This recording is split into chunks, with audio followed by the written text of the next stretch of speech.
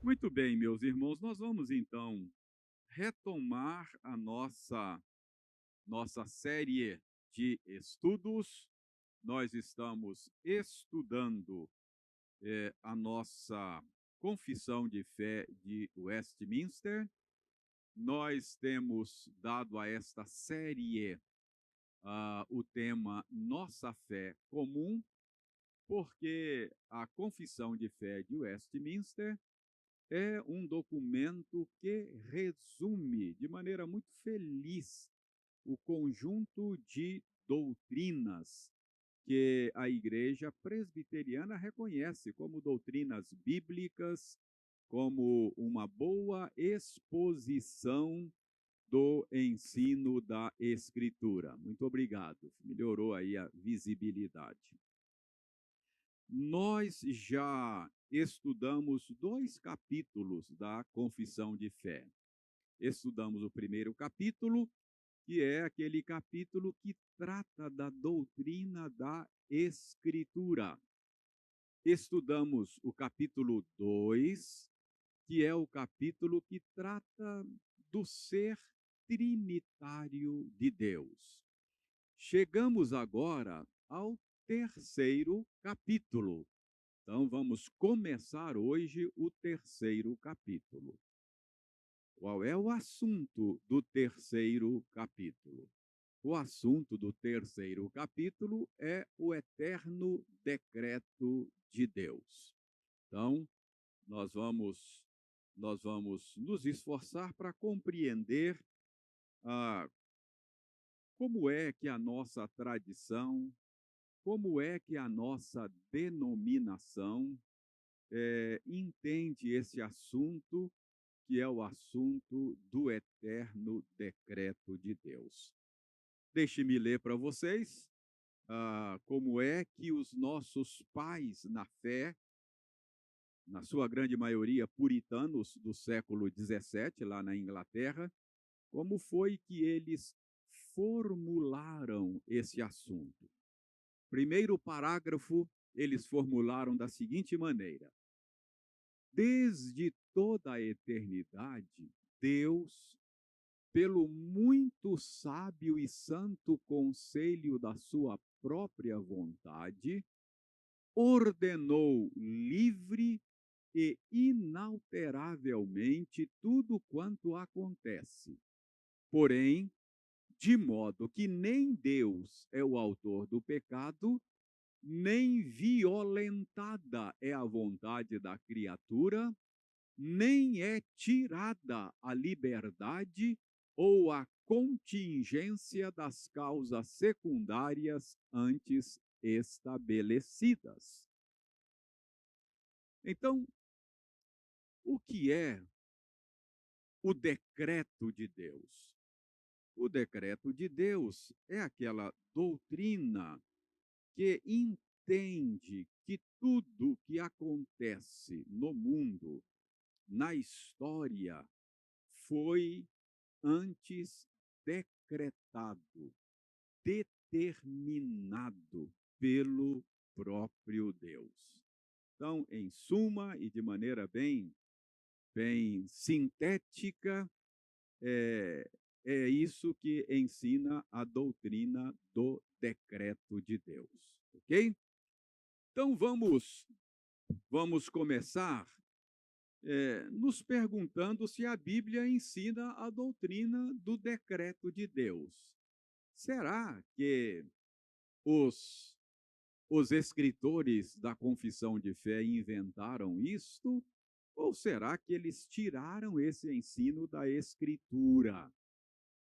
A Bíblia ensina o decreto de Deus? A resposta que eu dou é mais ou menos essa aí. O termo decreto, significando uma determinação divina, raramente é encontrado na Bíblia. Se você for procurar numa chave bíblica o termo decreto, talvez você não encontre muita coisa na Bíblia a respeito desse assunto, se o termo for apenas decreto. Estão aí 3 exemplos de textos onde você vai encontrar o termo decreto significando uma determinação do Senhor. Eu vou só chamar a sua atenção para um desses textos, é o Salmo 2. Abra sua Bíblia no Salmo 2. O Salmo 2 é um salmo messiânico, é um salmo que fala da vinda do Messias e da rebelião contra o seu reinado. Então, o Salmo 2 fala que Deus estabeleceu o seu rei, o seu ungido, que nós sabemos ser hoje Jesus Cristo. E diz que os homens, a humanidade, os poderosos deste século se rebelam contra esse rei que o próprio Deus instituiu. A certa altura do salmo, o próprio Messias fala. E no verso 7, o Messias fala o seguinte: proclamarei o decreto do Senhor. Ele me disse: tu és meu filho, eu hoje te gerei. Pede-me, e eu te darei as nações por herança, e as extremidades da terra por tua possessão. Então, nesses 2 versos, o ungido do Senhor, o Messias, diz que ele foi feito rei por um decreto do Senhor. Então ele diz: proclamarei o decreto do Senhor.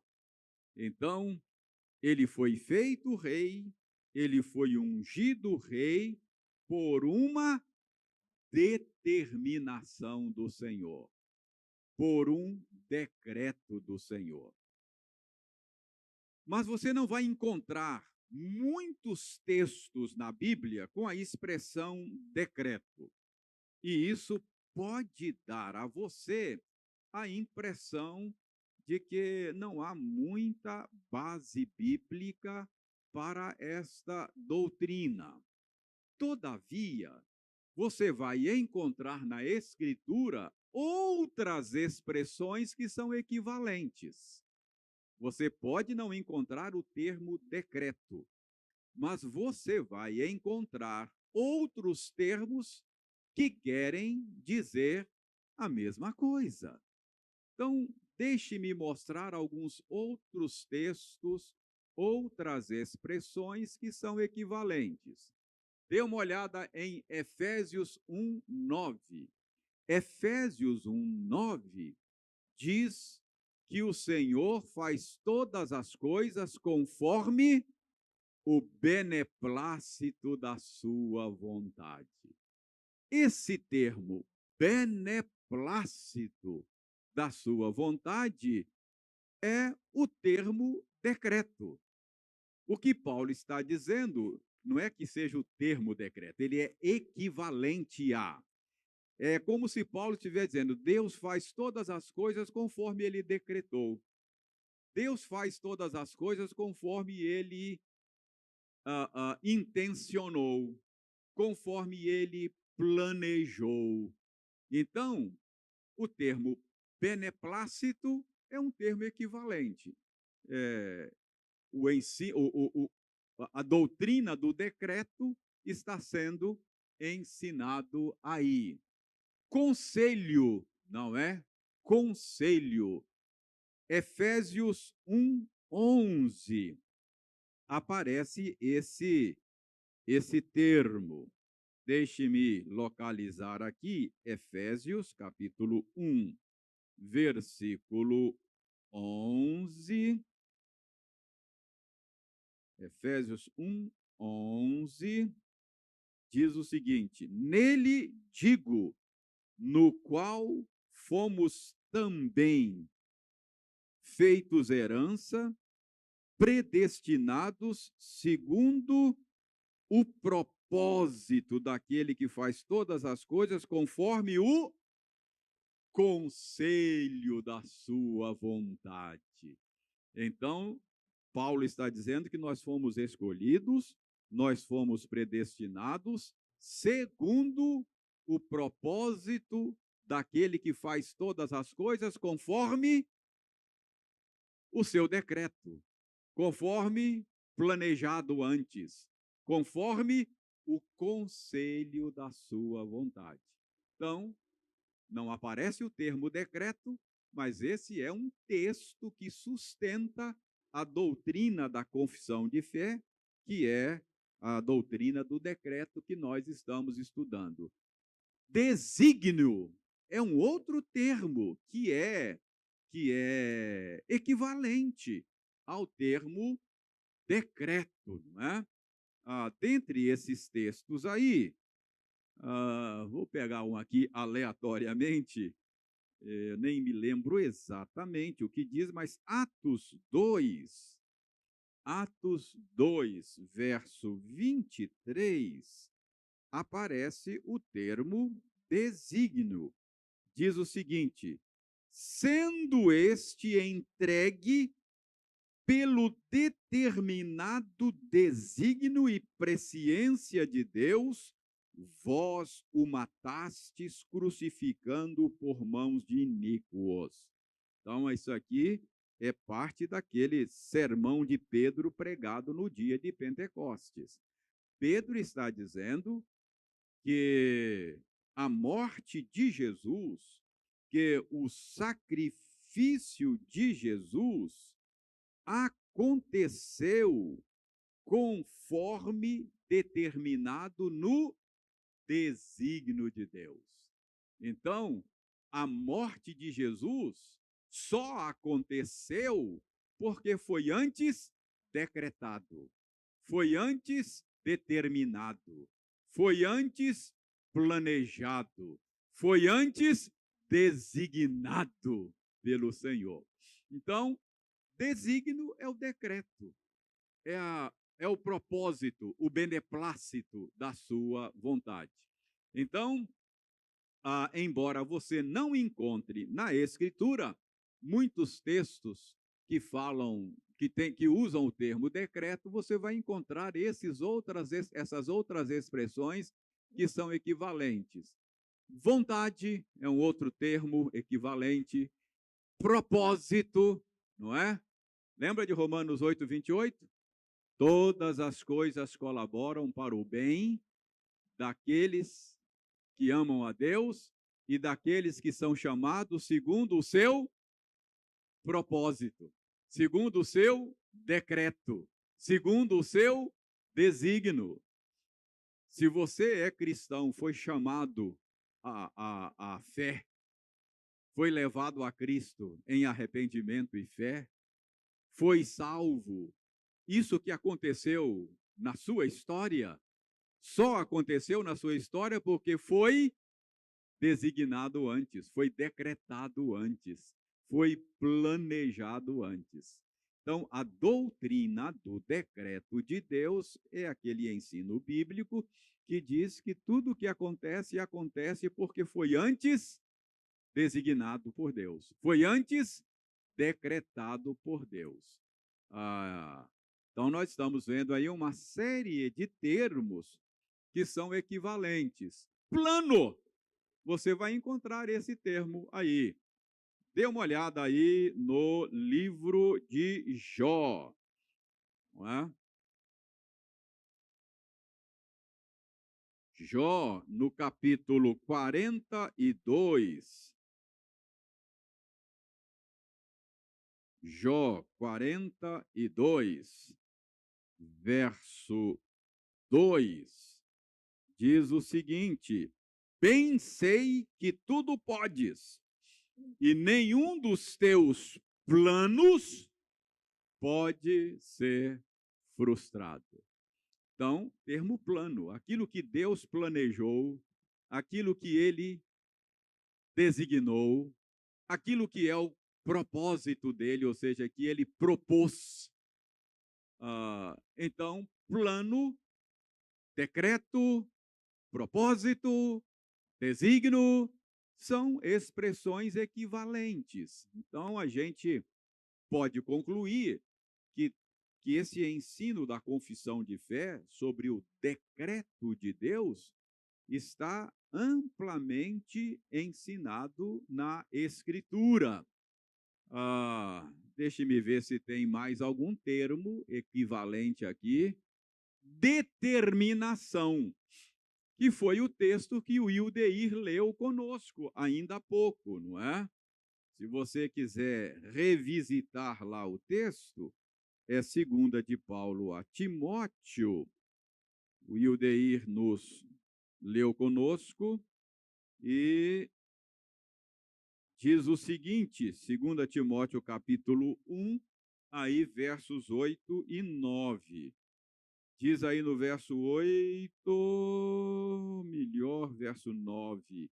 Diz que Deus nos salvou, Ele nos chamou com santa vocação, não segundo as nossas obras, mas esse chamado, esta salvação aconteceu conforme a sua própria determinação e graça. Foi uma determinação graciosa, não é? Então, por que que Deus chamou você? Por que que ele salvou você? Porque ele determinou fazer isso. Ele planejou fazer isso. Ele designou fazer isso. Ele decretou fazer isso. Então, essa é a doutrina do decreto de Deus. Decreto de Deus significa que as coisas que acontecem na história dos homens, elas são antes decretadas por Deus, determinadas por Deus, ok? Sua determinação. Então, oi, pois não, Jurandir?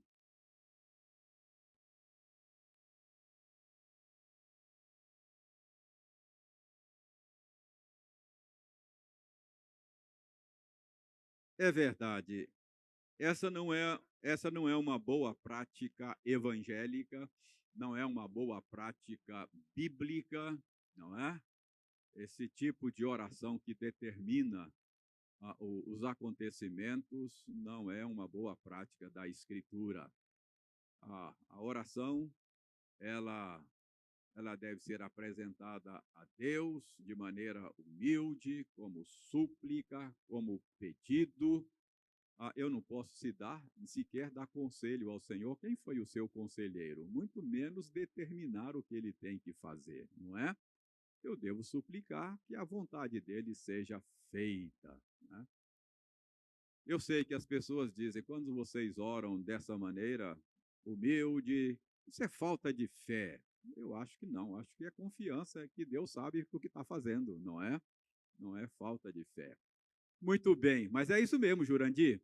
É uma boa percepção de como essa doutrina nos ajuda a ter uma prática cristã melhor, não é? Muito bem, então vamos prosseguir. Ah,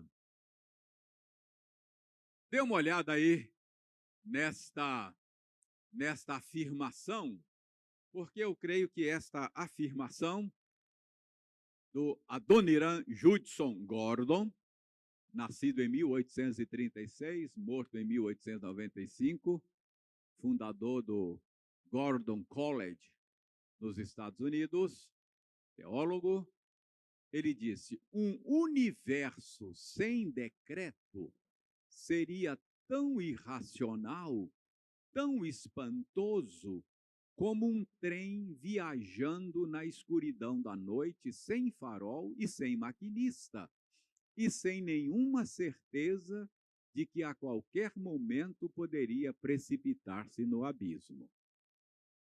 O que ele está mostrando aí é que essa ideia de um decreto, ela não é apenas bíblica, não é? Que já seria suficiente, mas ela é lógica, ela é racional.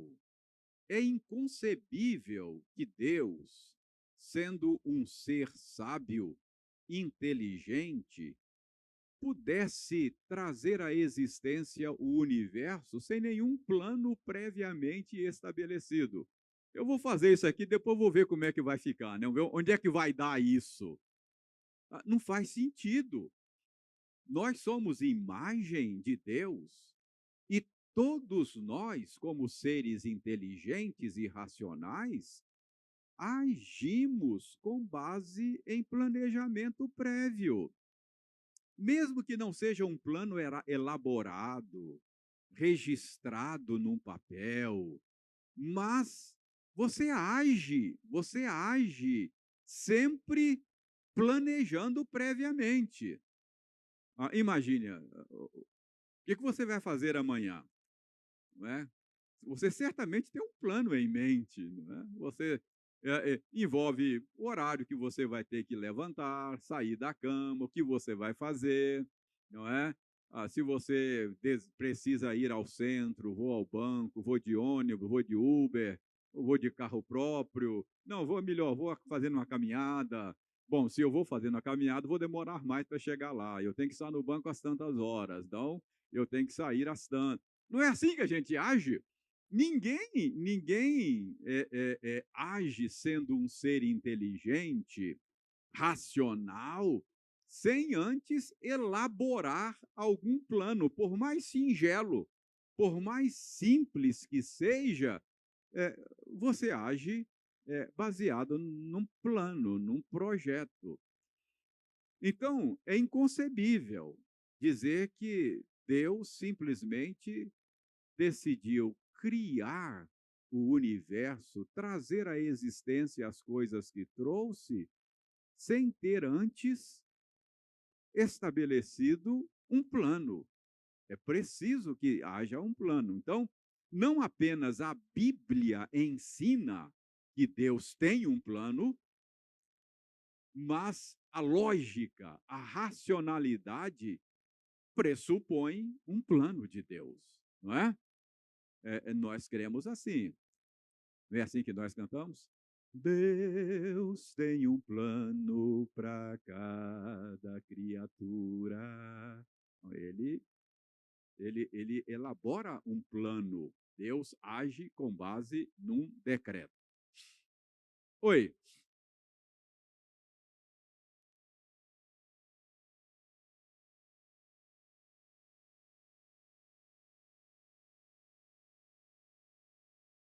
Aham.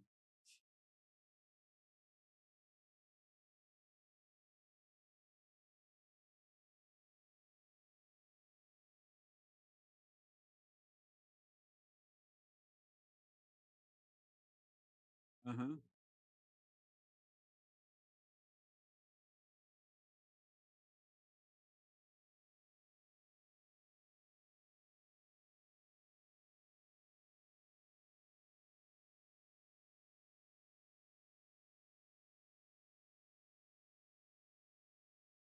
Uhum.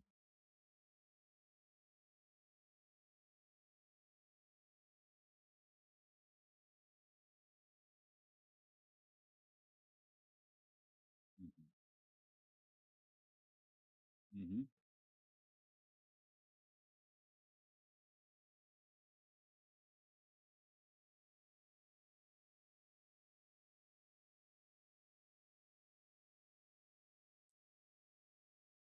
Uhum.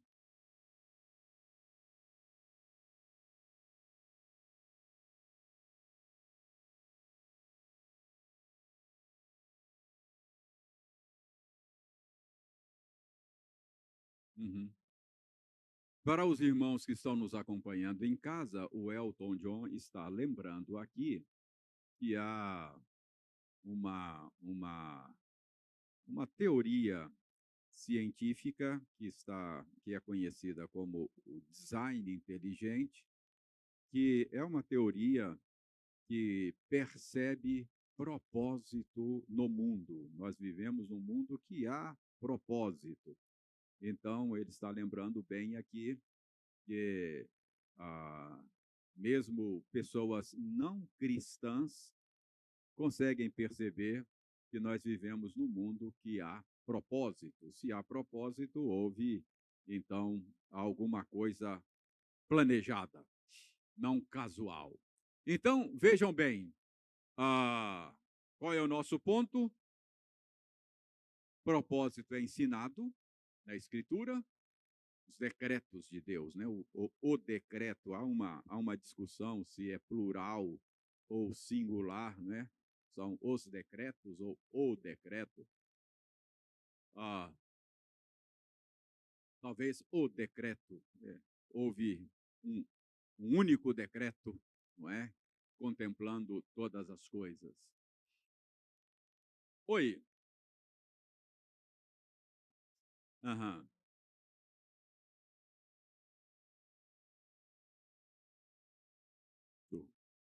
É verdade, mas há um único decreto abrangente. Abra sua Bíblia em Lucas, capítulo 14.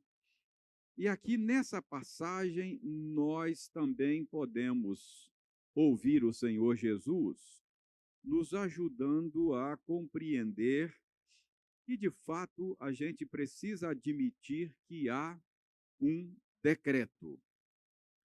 Capítulo 14, a partir do verso 25. 14, a partir do verso 25.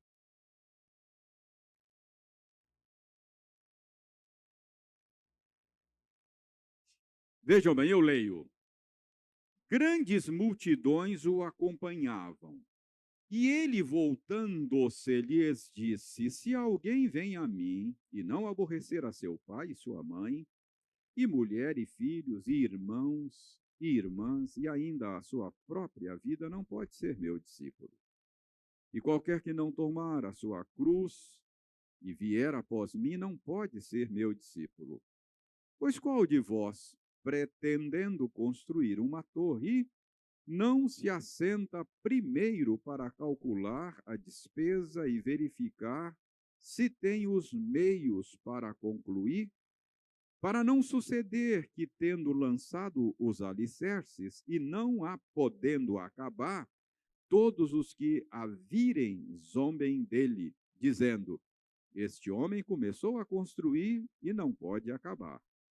Ou qual é o rei que, indo para combater outro rei, não se assenta primeiro para calcular se com 10.000 homens poderá enfrentar o que vem contra ele com 20.000? Caso contrário, estando o outro ainda longe, envia-lhe uma embaixada pedindo condições de paz. Assim, pois, todo aquele que dentre vós não renuncia a tudo quanto tem, não pode ser meu discípulo. Jesus não está falando aí da doutrina do decreto. Jesus está falando do preço do discipulado. Então, ele está alertando candidatos ao discipulado a avaliarem o custo de segui-lo. Seguir a Jesus tem um custo. E Jesus diz: é bom que vocês avaliem aí o custo de serem meus discípulos. Jesus nunca. Oi? Ele não é nessa, ele nunca estimulou, um discipulado assim meio irreflexivo, não é? Ele dizia: olha, as aves dos céus têm os seus ninhos, as raposas têm os seus covis, eu não tenho onde reclinar a cabeça. Quer vir, vem. Não é? Então tem um custo de seguir a Jesus. A gente precisa. Então é isso que Jesus está dizendo, que você precisa avaliar o preço do discipulado, o custo do discipulado. E aí ele usa duas ilustrações que nos ajudam a entender a razoabilidade de um plano prévio. Ele diz: nenhum construtor, nenhum arquiteto começa uma construção sem um plano, não é? Sem um plano prévio. Ele precisa ter um plano um projeto, né? Eh, Ele tem uma noção do custo daquele projeto, senão ele corre o risco de iniciar e não terminar. A outra ilustração que Jesus usa é a ilustração de um rei que vai à guerra contra outro rei. Ele precisa ter uma estratégia, ele precisa ter um plano, senão ele corre o risco de se dar mal. Então, o que Jesus está fazendo aqui é mostrando a razoabilidade de se planejar, de pensar antes, de avaliar e de ter um plano previamente estabelecido. Então, Jesus nos ajuda a mostrar a razoabilidade, não é? Ao falar aí do preço do discipulado, ele chama a atenção para a necessidade de um plano prévio. Então, 3 passos nós já demos. Vimos que a Bíblia ensina, embora com termos equivalentes, a doutrina do decreto. Vimos que ela é razoável e vimos que o próprio Senhor Jesus ensinou, de uma maneira secundária, a razoabilidade do decreto. Muito bem, vamos voltar ao texto da confissão de fé e vamos ver aí como é que os nossos pais na fé elaboraram essa doutrina que nós já vimos que é bíblica e é razoável. Então, veja bem, desde toda a eternidade, Deus elaborou um plano. Desde toda a eternidade, ele decretou. Então, segundo a nossa tradição, esse plano, ele é um plano eterno. Embora o decreto se relacione com coisas que acontecem na história, o decreto continua sendo em si mesmo um ato, uma decisão dentro do ser divino e, portanto, é eterno, no sentido mais estrito da palavra. Nós devemos fazer distinção entre o decreto e a sua execução. Uma coisa é o decreto, outra coisa é a execução. Uma coisa é a planta do edifício, não é? É o projeto. Projeto existe antes da execução na mente do arquiteto. E ele coloca aquilo num papel. Mas ainda não existe o prédio. Não é assim? Então, uma coisa é o decreto, uma coisa é o projeto, outra coisa é a execução. Não é assim que a gente faz? Comprei um apartamento na planta. Ele não existe. Você comprou uma ideia. Né? Assim, eu comprei um apartamento na planta. Ele não existe ainda, só existe lá na cabeça do arquiteto. E você pode até vê-lo, né? Pode até vê-lo. O arquiteto mostra, ó, o seu apartamento é esse aqui, ó, como se ele existisse. Então, uma coisa é o decreto, outra coisa é a execução. Deus, e quando ele determinou, decretou, designou a, a si mesmo, não é? Quando nada, absolutamente nada havia. Esse é um ato, é uma decisão ah, que é dentro do ser divino, portanto, na eternidade. Está claro isso? Decreto e a execução. Antes de criar céus e terra, Deus decretou criar céus e terra, não é? A nossa salvação, por isso é que a Bíblia diz que Jesus foi morto antes da fundação do mundo. Então, o sacrifício de Jesus já tinha acontecido na mente de Deus, no plano de Deus. Assim como um arquiteto pode falar daquele projeto como se já tivesse acontecido, né?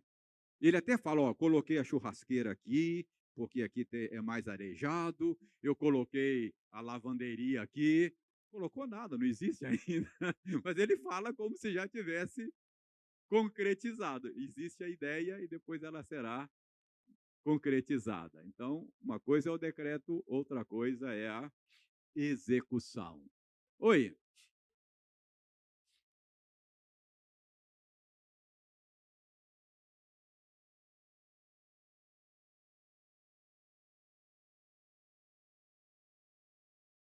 Agora, esse termo já e ainda não é um termo usado pela escatologia para dizer que já é algo realizado, concretizado, mas ainda não totalmente concretizado, não é? Mas é isso, existe na mente de Deus. Ok? Então, o decreto, ele é eterno. Mas os nossos pais na fé, não apenas ao elaborar, deixou claro que o decreto é eterno, desde toda a eternidade, Deus, pelo muito sábio e santo conselho da sua vontade. O decreto não é apenas eterno, mas ele é também sábio e santo. Se este plano procede da própria vontade de Deus, ele só pode ser sábio e santo. Deus é infinitamente sábio. Dele não procede absolutamente nada que seja tolo. Então, se esse plano, se esse decreto originou-se em Deus, não há nenhuma possibilidade de ter qualquer mácula de tolice. Ele é totalmente sábio e ele é santo. Deus é luz e não há nele treva alguma. Tudo que dele procede é santo. Então, esse propósito, esse plano, esse decreto, ele é sábio, porque Deus é infinitamente sábio. Olha, no decreto de Deus, pode haver muita coisa que ultrapasse o entendimento e que seja inexplicável para a mente finita. Mas não contém, ali está contém, mas o certo é contém. Não contém nada que seja irracional ou arbitrário. Deus elaborou seu plano com sábio discernimento e conhecimento. Muitas vezes, para nós, o decreto de Deus pode soar estranho, absurdo, louco, mas quando isso acontece, o problema não está em Deus, o problema não está no decreto dele, no plano dele, o problema está em nós. É a nossa miopia espiritual que não nos permite ver a beleza, a sabedoria, a santidade do plano que Deus elaborou. Então, nós podemos muitas vezes dizer, Senhor, eu não entendo. Eu não entendo. Talvez eu possa até dizer, Senhor, se fosse eu a planejar essas coisas, eu planejaria diferente. Mas eu preciso admitir que o meu plano, sendo diferente do de Deus, seria pior do que o dele. Não seria tão sábio quanto, nem tão santo quanto. Então, esse é um assunto que, ao estudar, nós estamos navegando águas profundas. E a gente precisa entender isso, que o problema não está, a nossa dificuldade de entender, de compreender e muitas vezes de aceitar o modo como Deus opera, decreta as coisas, o problema está em nós, não em Deus e não no seu decreto. Está claro isso? Está claro? Muitas vezes escapa a nossa capacidade de compreensão, mas o problema está em nós, é a nossa limitação, ok? Então, ao estudar esse assunto, nós vamos prosseguir estudando esse assunto durante algumas semanas. Esse aqui é só o primeiro parágrafo desse capítulo. Vocês verão que nós vamos nos debater com perguntas que a gente não tem resposta. É uma doutrina bíblica eivada de mistérios.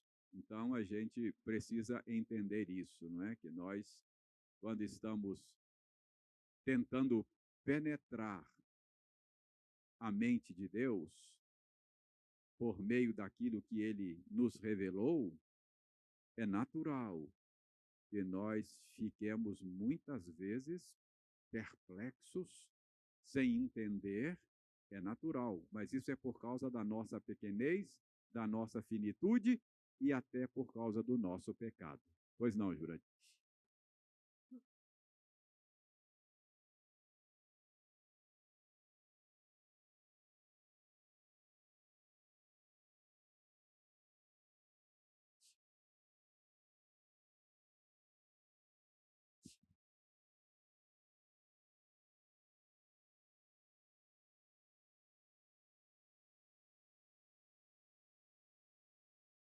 Uhum. É isso sim, é verdade, Jurandir. Então, irmãos, vejam bem, vamos prosseguir. Vamos voltar ao nosso texto aqui. Tenho 5 minutos ainda. Desde toda a eternidade, vamos voltar. Então, ele é eterno. Deus, pelo seu muito sábio e santo conselho, ele é sábio e santo, embora possa muitas vezes não parecer, mas é. E quando não parece sábio, o problema está em nós e não nele, não é? Deus ordenou de que maneira? Livre. Então, o que significa isso? O decreto de Deus é livre. Isso significa que o eterno decreto de Deus foi elaborado por ele sem que ele fosse coagido, sem que ele fosse forçado, sem que ele fosse aconselhado por qualquer ser fora dele mesmo. Ele faz todas as coisas conforme o conselho da sua própria vontade. Quem foi o conselheiro do Senhor? Nessa pergunta retórica que a Bíblia faz, alguém deu conselho para ele, olha, faz assim, não faz assado? Absolutamente ninguém. Então, o decreto dele é livre.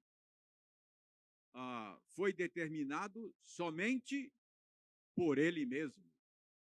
Não há nada fora dele. Nenhuma coação, nenhuma pressão, nenhum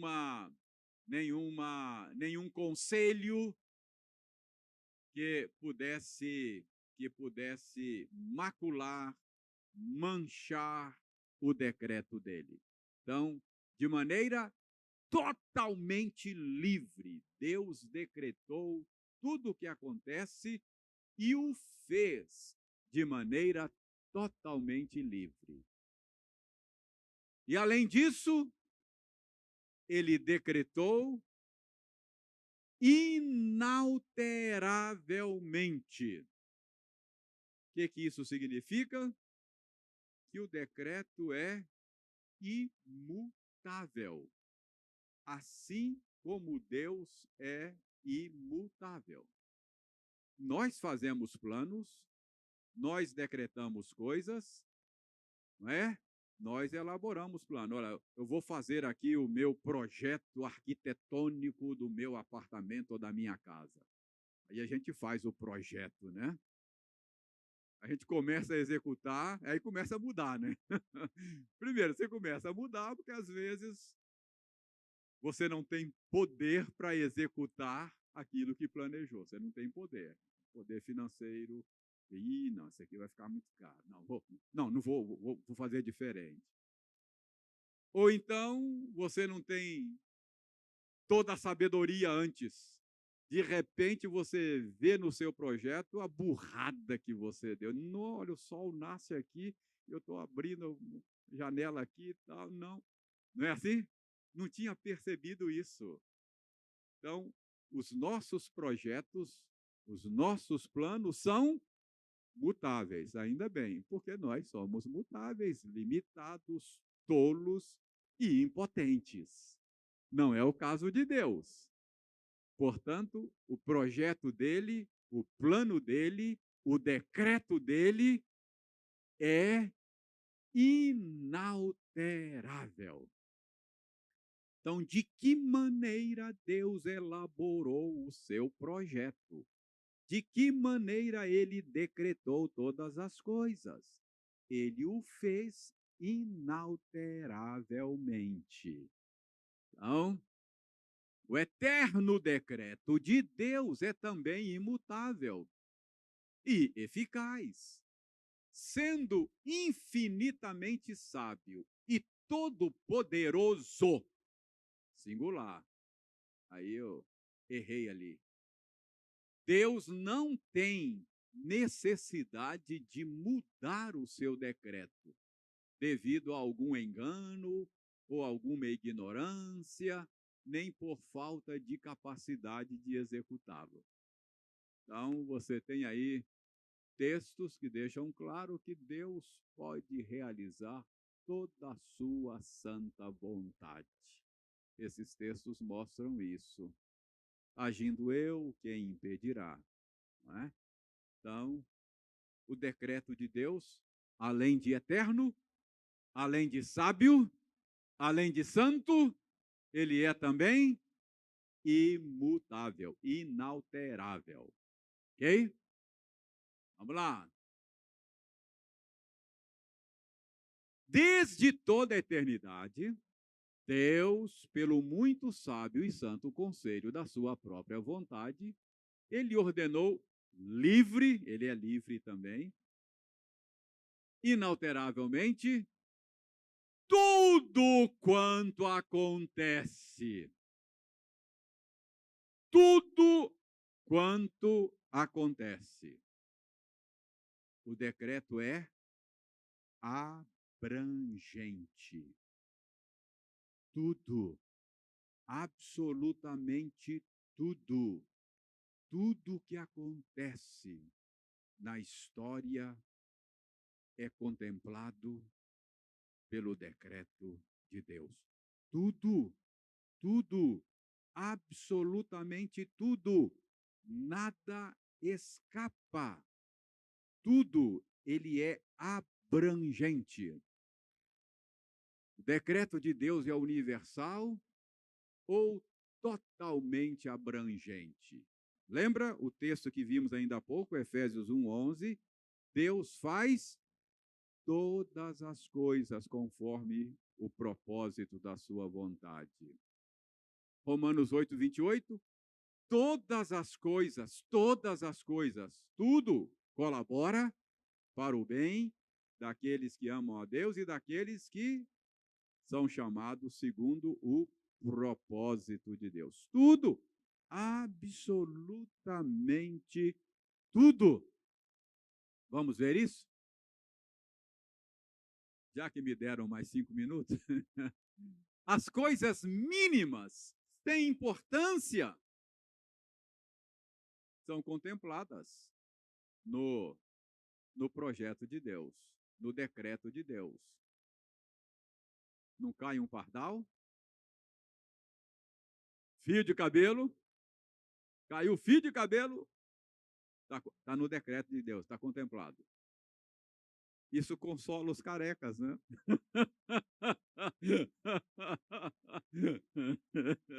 Deus já tinha decretado a queda. Entendeu? Então, tudo, as mínimas coisas estão contempladas. Tudo.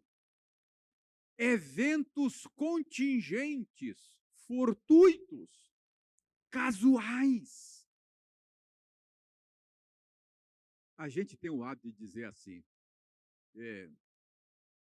não existe acaso. Eu entendo, realmente não existe acaso porque Deus decreta tudo.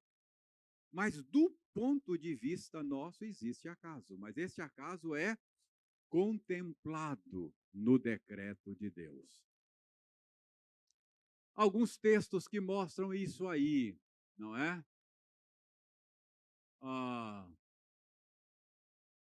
Provérbios 16, 33, Jonas 1,7, lembra Jonas 1,7? Como é que eles fizeram para descobrir quem era o problema da tempestade lá do navio? Lançaram sorte, não é? Então, por acaso, a sorte caiu em Jonas, não é? Casual, é um fato fortuito, contingente. Isso está determinado, decretado. Abra sua Bíblia. Esse texto aqui é importante. Vale a pena você ver isso aqui. Abra sua Bíblia no segundo livro das Crônicas. Segundo livro das Crônicas. Isso aqui é muito importante. Oi.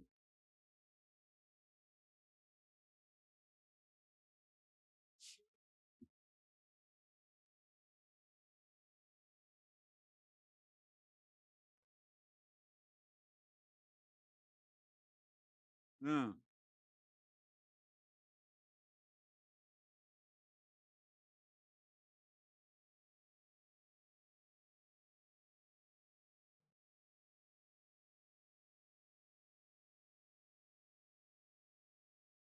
Nós vamos chegar lá. Segundo de Crônicas 18. Segundo de Crônicas 18. Deixa eu mostrar aqui como é que um caso fortuito, como é que um acontecimento casual está contemplado no decreto. Segundo Crônicas 18, achou aí? Tinha Josafá riquezas e glórias em abundância e aparentou-se de Acabe. Esses dois aí, um era rei no Reino do Sul, outro rei no Reino do Norte. Lembra? As 12 tribos divididas, 10 tribos formando o Reino do Norte, capital Samaria, 2 tribos formando o Reino do Sul, capital Jerusalém. Mas os 2 reis aparentou-se. Eles ficaram com o padre, né? Os filhos se casaram. Então, eles aparentaram-se. Ok. Verso 3. Acabe, rei de Israel, perguntou a Josafá, rei de Judá: Irás tu comigo a Ramote Gileade? Respondeu-lhe Josafá: Serei como tu és, o meu povo como o teu povo. Iremos contigo à peleja. Então, o rei de Israel perguntou ao rei de Judá, Acabe perguntou, se vocês lembram-se de que no Reino do Norte, todos os reis eram reis maus. No Reino do Sul, alternava reis bons e reis maus. Acabe era um rei mau, não temia ao Senhor, não obedecia a Deus. Bom, mas aí, como Josafá era agora seu parente, ele então o convida para uma aliança militar, para ir à guerra com ele. E o Josafá diz: ó, estamos juntos, meu povo é como teu povo, pode contar conosco. Bom, mas aí o Josafá, rei de Israel, homem crente, temente a Deus, falou assim: vamos consultar ao Senhor a respeito disso, vamos ver o que. Rei de Judá, isso mesmo, Josafá, rei de Judá, obrigado. Vamos consultar o Senhor, não é? A respeito disso. Está aí no verso 4. Então o rei de Israel, Acabe, que não era um rei muito santo, né? Ajuntou os profetas, 400 homens, e falou: diga aí, o que Deus tem a dizer a respeito disso aí? Isso aqui era profeta falso, comprado, que só falava o que o rei gostava de ouvir, não é? Essa é a tentação do profeta, né? De ficar falando o que as pessoas gostam de ouvir. Eles disseram: olha, rei, pode tocar o barco. Peleja ganha. O Senhor vai entregar nas mãos de vocês o inimigo. Não é? Depois você lê isso com tempo em casa, não é? Parece que. Veja o verso 6, sobe porque Deus a entregará nas mãos do rei. Parece que Josafá desconfiou um pouco daqueles profetas e ele diz aí, olha aí, verso 6, segunda parte, não há aqui ainda algum profeta do Senhor para consultar? Espera aí, eu não estou confiando muito nesses profetas aí não. Aí olha o que o rei de Israel diz, ele diz, respondeu o rei de Israel a Josafá, verso 7, há um aí por quem podemos consultar o Senhor, porém eu não gosto muito dele não, sabe? É que ele só fala coisa ruim para mim, ele só fala o que não é bom para mim, ele só fala o que é mal, esse é o profeta Micaías, eu não gosto dele não. Né? Então, verso 7. Então, disse Josafá, não fale o rei assim. Então o rei de Israel chamou um oficial e disse, traze-me depressa Micaías, filho de Inlá. Bom, aí chamaram lá o Micaías, e o Micaías, profeta verdadeiro, disse, olha, não vai porque vai dar ruim. Vai dar ruim. Mas aí, veja bem a reação do... Veja a reação do rei de Israel.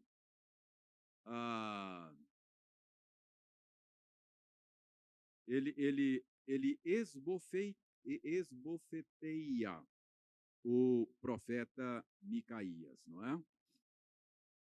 Tarará. Deixe-me ver aqui. Bom, mas o fato é que a história é longa. Eles montam uma estratégia. O rei inimigo disse, olha, falou para o exército dele, falou para os soldados, olha, não quero que vocês esqueçam os soldados, esqueçam, eu quero pegar o rei de Israel. É o rei de Israel, eu quero o rei de Israel. Então, ele é que tem que morrer. Então, havia uma estratégia, uma determinação de matar Acabe. Só que Acabe e Josafá montaram um plano, Acabe foi disfarçado para a batalha para não ser reconhecido. Foi disfarçado, para ninguém reconhecê-lo, não é? Então, o que eu quero mostrar é o verso 33. Veja bem, Acabe disfarçado, quer ver, verso 31. Vendo os capitães dos carros a Josafá, disseram, este é o rei de Israel. Só que o Josafá não era o rei de Israel, era Acabe que era, né? Então eles confundiram, acharam que Josafá era Acabe e falou: é esse, pega, pega, pega, pega, né? Portanto, a eles se dirigiram para o atacar. Josafá, porém, gritou e o Senhor o socorreu. Deus o desviou dele. Vendo os capitães dos carros que não era o rei de Israel, deixaram de o perseguir. O negócio é que o plano de ocultar Acabe, ele ir disfarçado, funcionou até certo ponto. Agora olha o verso 33. Então, um homem entesou o arco e atirando ao acaso, feriu o rei de Israel por entre as juntas da sua armadura. Então disse este ao cocheiro: vira e leva-me para fora do combate, porque estou gravemente ferido. E ele veio a ser ferido. Por meio de Micaías, Deus disse: vai morrer. O sujeito montou um plano para não morrer. E o plano funcionou. Não conseguiram descobrir quem era ele. Mas um soldado soltou uma flecha lá assim, por acaso, e uma flecha sem muita direção. Ele estava com a armadura, e a flecha, por acaso, pegou exatamente numa gretinha da armadura, numa fresta da armadura, atingiu o sujeito e morreu. Acaso? Decreto de Deus. Então, mesmo aquelas coisas casuais são contempladas no decreto de Deus. Pois não, presbítero Carlos Russo? Flecha, né? Hoje é bala perdida. Ele foi atingido por uma flecha perdida. Tudo por acaso. Mas fica claro que o decreto de Deus contempla, inclusive, acontecimentos casuais.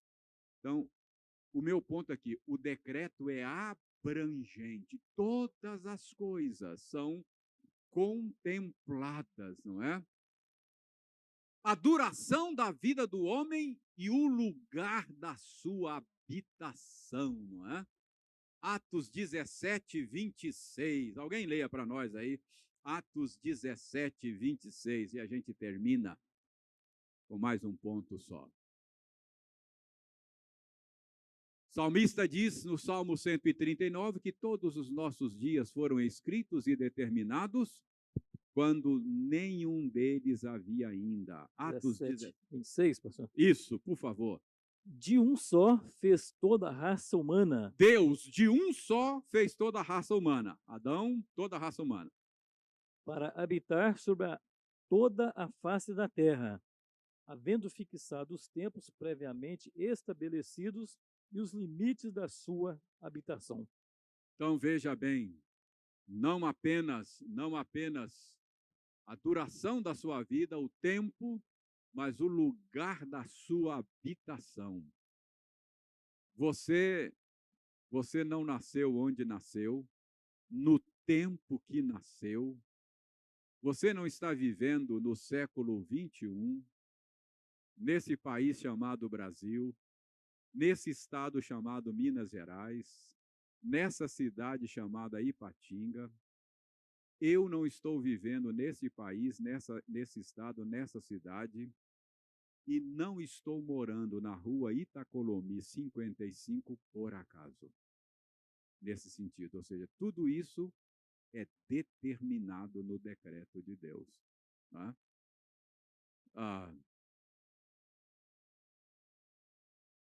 Eu estou morando há 6 anos nesse endereço. Eu nem imaginava há 8 anos se eu estaria morando em Ipatinga. Não passava pela minha cabeça. Mas isso estava decretado. Isso estava determinado.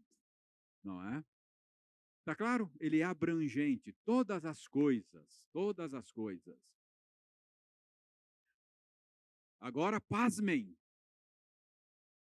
o decreto de Deus contempla, inclusive, os atos pecaminosos dos homens.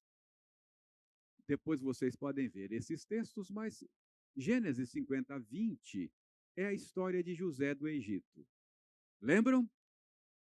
José do Egito foi parar no Egito por causa da intenção má e vingativa do coração dos seus irmãos. Lembram? Mas o José do Egito diz para os seus irmãos depois: não foram vocês que me mandaram para cá. Foi Deus quem me mandou para cá. Achou aí 50, 20? Sim. Leia, por favor. Vós, na verdade, intentaste o mal contra mim. Vocês, na verdade, agiram mal, pecaminosamente. Vai lá. Porém, Deus o tornou em bem, para fazer como vedes agora que se conserve muita gente em vida. Então, estava decretado por Deus todos aqueles fatos para a preservação de uma família, um homem que tinha 12 filhos, que se tornaria as 12 tribos de Israel, de onde nasceria o Salvador. Tudo aquilo era parte do desígnio de Deus, inclusive os atos pecaminosos dos irmãos de José. E o texto mais emblemático, não é? É Atos 4, 28. Acha aí, UDI, já que você está com o microfone. Vê se é o que eu estou pensando mesmo. Atos 4, 28. 4, 28. Para fazerem tudo o que a tua mão e o teu propósito predeterminaram. Esse para fazerem tudo, ele está se referindo à morte de Jesus. As autoridades do povo, as autoridades religiosas de Israel, as autoridades romanas, Pôncio Pilatos, Judas Iscariotes, Pilatos agindo por omissão e covardia, mais preocupado com a sua posição no império do que com a justiça. Os líderes religiosos movidos pelo ódio, pela vingança, porque Jesus os perturbava muito. Judas vendendo o seu melhor amigo por causa da sua ganância, não é? Para ganhar dinheiro. Cada atitude horrenda.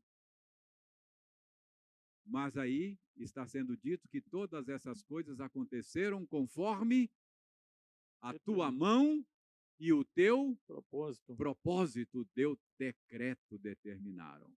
Aliás, nós falamos ainda há pouco que a Bíblia diz que Jesus foi morto, já estava no decreto de Deus esses acontecimentos.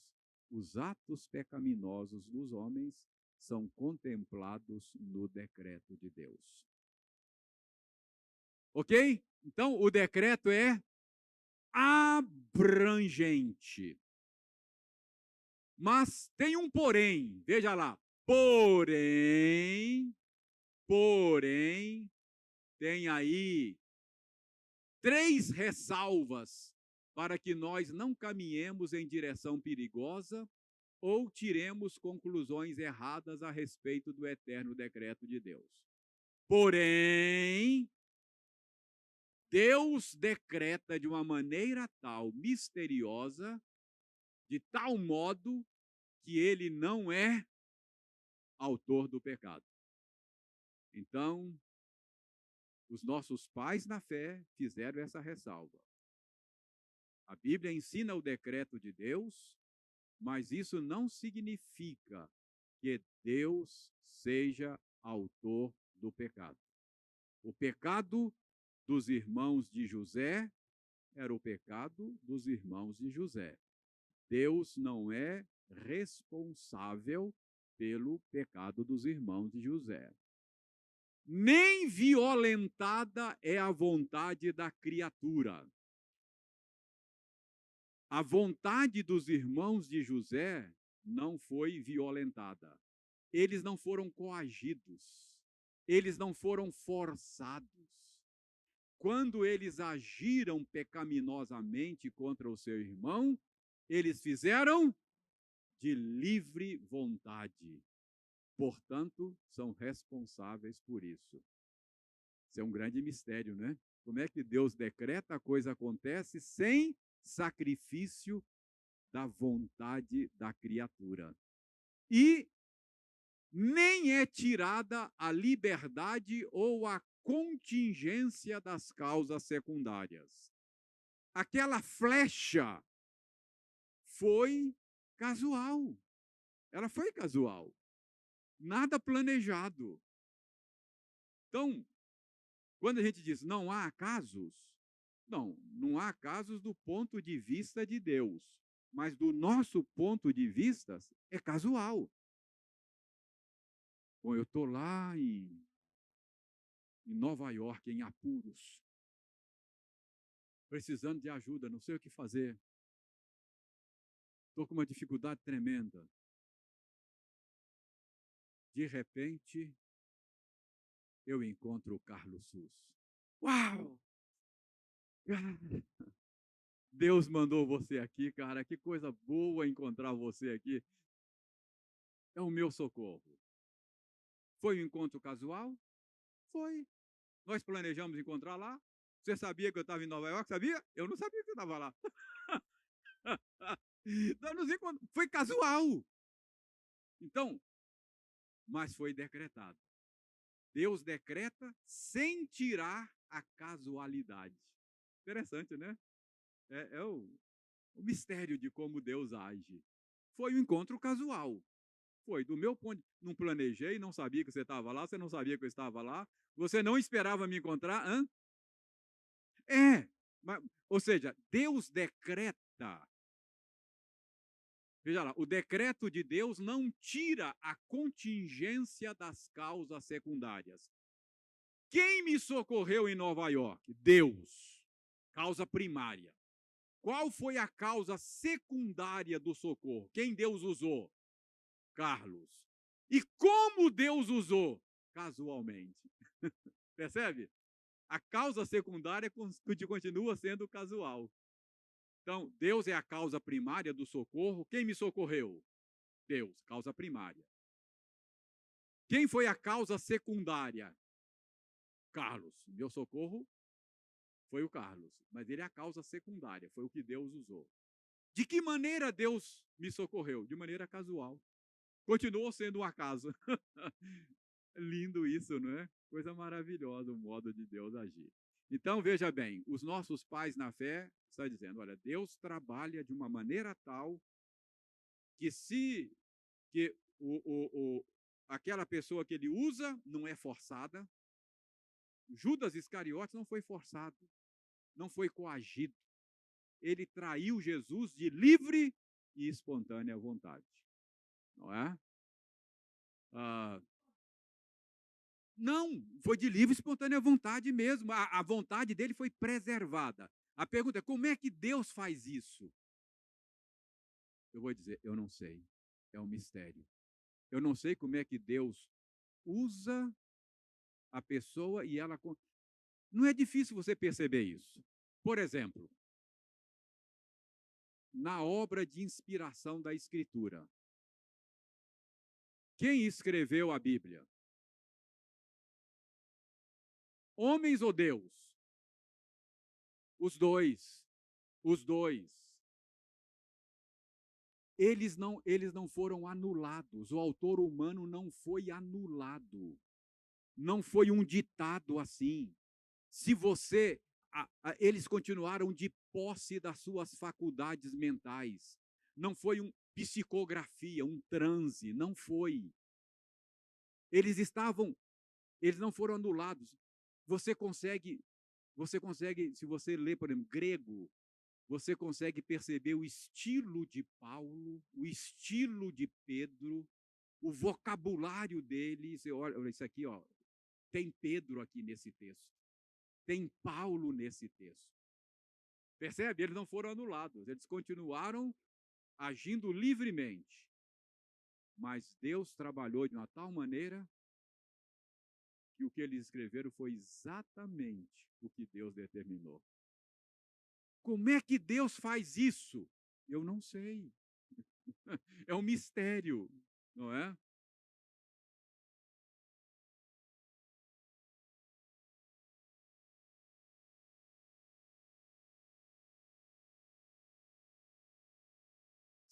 Não, sim, aquela porção foi o próprio Deus que escreveu. Mas aqueles textos que Deus usou os homens para escrever não é menos palavra de Deus do que os 10 mandamentos. Percebe? É a doutrina da inspiração. Irmãos, olha, depois vocês cobram da Anilete. A Anilete falou assim: reverendo, pode ir até às 9, ela que mandou. Ela falou: hoje eu vou doar para o senhor o tempo do coral. Então ela doou para mim o tempo do coral, então muito obrigado pela doação. Ok, irmãos, muito obrigado. Desculpe ter tomado o tempo, mas a gente volta a esse assunto na próxima quarta, se Deus permitir.